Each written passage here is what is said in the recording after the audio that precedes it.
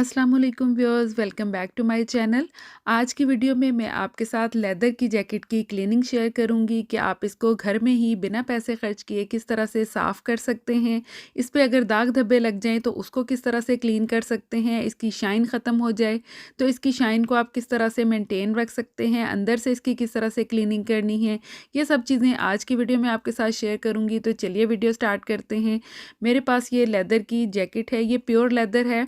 कुछ jackets leather की जैसी दिखती हैं लेकिन वो प्योर लेदर की नहीं, रेक्सियन की होती हैं।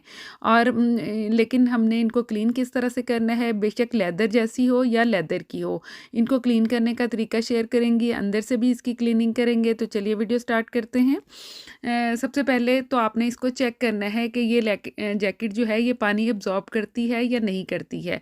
अगर ये पानी एब्जॉर्ब करती है तो आपने इस तरीके से क्लीन नहीं करना है, और इसको वॉशिंग मशीन में तो आपने कभी भी वॉश नहीं करना है, और हैंड वॉश भी नहीं करना है, बल्कि जस्ट इस तरह से सबसे पहले आपने इसके ऊपर पानी लगा के इसको चेक करना है।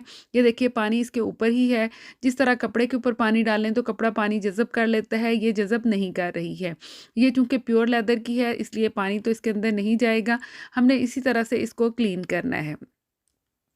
यहाँ पे मैंने एक बोल में पानी लिया है और इसके अंदर हम कुछ डिश वॉश लिक्विड ऐड करेंगे, चंद कतरे ही डालेंगे, यही इसके लिए काफ़ी होगा। ये तकरीबन हाफ़ टेबल स्पून के करीब है। अब मैंने एक माइक्रोफाइबर टॉवल लिया है और उसको अच्छी तरह से इसमें डिप करना है और अच्छी तरह से इसको निचोड़ लेना है कि ये हल्का गीला ही रहे, पानी बहुत ज़्यादा इस जैकेट के ऊपर ना लगे। ये देखिए प्योर लेदर जो होता है अगर उसको कपड़े के साथ इस तरह से रगड़ें तो वो नरम हो जाता है, और प्योर लेदर की निशानी भी यही होती है कि ये देखने में बहुत ही नरम होता है, अकड़ा हुआ नहीं होता है। लेकिन जो रेक्सिन होता है वो थोड़ा सा अकड़ा हुआ होता है। इसी तरह से इसको क्लीन कर लेना है। बार बार इसको कपड़े को आप इसी तरह से वॉश करें ताकि जो डस्ट वगैरह इसके अंदर लगी हुई है उसको उसको हम अच्छी तरह से इसी तरह से क्लीन कर लें। ये देखिए इसके जो कॉलर बना हुआ है और जो ज़िप्स हैं, पॉकेट्स हैं, उसके इर्द-गिर्द से हर जगह से हमने ख़ास तौर पर बाजू, ये चूँकि ज़्यादा यूज़ होते हैं और बेंड होते हैं तो इस जगह से जैकेट्स जो हैं वो घिस जाती हैं या यहाँ से ख़राब होना शुरू हो जाती हैं। इस तरह से आपने इसको माइक्रोफ़ाइबर से इसको रगड़ेंगे तो ये सॉफ्ट हो जाएँगे इस तरह से। ये देखिए एक तो इसकी डस्ट भी उतर रही है, ये क्लीन भी हो गई है और ये साथ-साथ ये लेदर सॉफ्ट भी होता जा रहा है।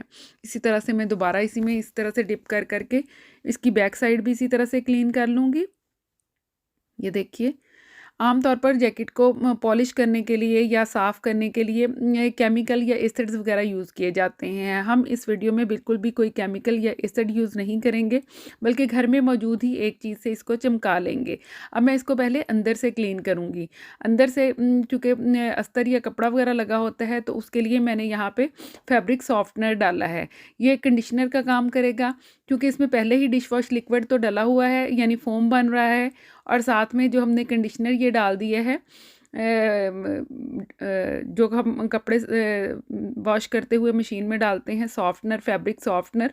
अगर फैब्रिक सॉफ्टनर ना हो तो आप बालों को कंडीशन करने के लिए जो कंडीशनर यूज़ करते हैं, हेयर कंडीशनर, वो भी इसमें थोड़ा सा ऐड कर सकते हैं। अब मैंने जैकेट को उल्टा कर लिया है और ये इसके बाजू, ये देखिए इनको भी उल्टा किया है। हर जगह से हम उल्टा करके इसके अस्तर को अच्छी तरह से साफ़ कर लेंगे। इसी तरह से ये टॉवल को इसके अंदर डुबोऊँगी और साफ़ करती जाऊँगी। ये देखिए यहाँ से ये कपड़ा जो है ये हल्का-हल्का गीला होगा, लेकिन जब हम इसको ड्राई करने के लिए डालेंगे तो ये बाद में खुश्क हो जाएगा। बहुत ज़्यादा गीला टॉवल यूज़ नहीं करना है कि ये इसमें से पानी टपकने लग जाए। अब ये मेरे पास मिट्टी का तेल है। इस जैकेट पे थोड़े से पेंट के स्टेन लगे हुए हैं। पेंट ये देख सकते हैं, ये वाइट पेंट इस पे 2-3 जगह पे लगा हुआ है। तो यहाँ मिट्टी के तेल के साथ मैंने ये पेंट साफ़ कर दिया है। इस स्टेप को आप सबसे पहले भी कर सकते हैं और उसके बाद इसकी क्लीनिंग कर लें, लेकिन मैं अब इसको यूज़ कर रही हूँ मिट्टी के तेल को, और थोड़ा-सा ही रब किया है तो मिट्टी के तेल से जो पेंट के दाग थे वो उतर गए हैं और दोबारा से इसके ऊपर मैंने कपड़ा फेर के इसको क्लीन कर लिया है।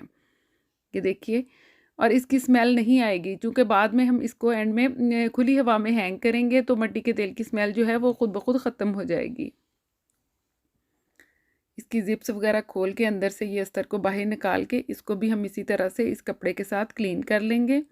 दाग धब्बे भी साफ़ हो गए हैं, बाहर से भी ये साफ़ हो गई है और अंदर से भी साफ़ हो गई है। अब नेक्स्ट स्टेप जो है वो इसमें शाइन या चमक लाना है कि ये बिल्कुल नए जैसी दिखने लग जाए।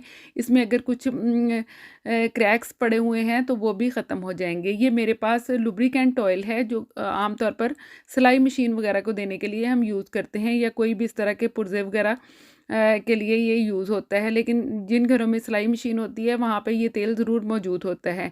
इसके चंद कतरे हम इसके ऊपर डालेंगे और एक और मैंने माइक्रोफाइबर टॉवल लिया है, उसके साथ इस तरह से रगड़ते जाएँगे। इससे बहुत ही अच्छी तरह से इसमें चमक आ जाती है। लेदर हो या रेक्सियन, दोनों तरह की जैकेट्स इससे बहुत ही अच्छी तरह से नए जैसी चमक जाएँगी। हर हिस्से पे हमने ऑयल के चंद कतरे टपका के तो उसके ऊपर इसके साथ अच्छी तरह से टॉवल के साथ रगड़ देना है। ये लगेगा ही नहीं आपको कि ये बिल्कुल वही जैकेट है जिस पे क्रैक्स पड़े हुए थे, पेंट के निशान थे, या जिसकी चमक जो है वो ख़त्म हो चुकी थी। इसमें ये सारी चीज़ें बिल्कुल ये नए जैसी लगने लग गई है, अंदर से भी इसकी क्लीनिंग हो गई है।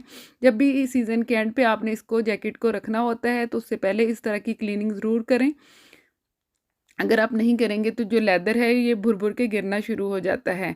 इसमें क्रैक्स पड़ जाते हैं और जब आप जैकेट को झटकते हैं तो वो सारा लेदर जो है वो गिरना शुरू हो जाता है। चूँकि प्योर लेदर नहीं होता तो रेक्सिन वग़ैरह बिल्कुल ही ख़राब हो जाता है। इस तरह से अगर इसकी केयर होती रहे तो ये जितनी भी महँगी जैकेट्स हों तो आप इसको सालों तक यूज़ कर सकते हैं।